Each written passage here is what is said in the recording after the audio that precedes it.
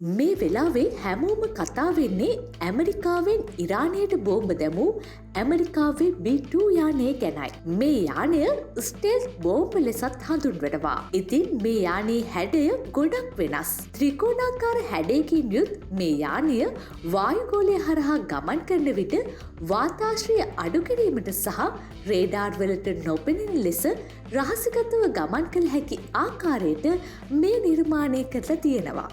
මේ B2 යානා සැලකෙන්නේ භූගත bunker විනාශ කළ හැකි බෝම්බ එනම් බංකර් බ්ලාස්ටර් බෝම්බ රැගෙන යා හැකි ඇමරිකාවේ එකම ගුවන් යානා විශේෂය ලෙසයි.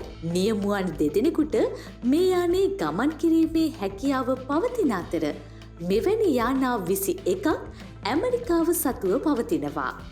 මේ බංකර් බ්ලාස්ටර් බෝම්බයකට අඩි 200ක් ගැඹුරක ඇති බංකර් වලට කොන්ක්‍රීට් පසාරු කරගෙන වුවද ගමන් කළ හැකි බව විදෙස් මාධ්‍ය වාර්තා කරනවා.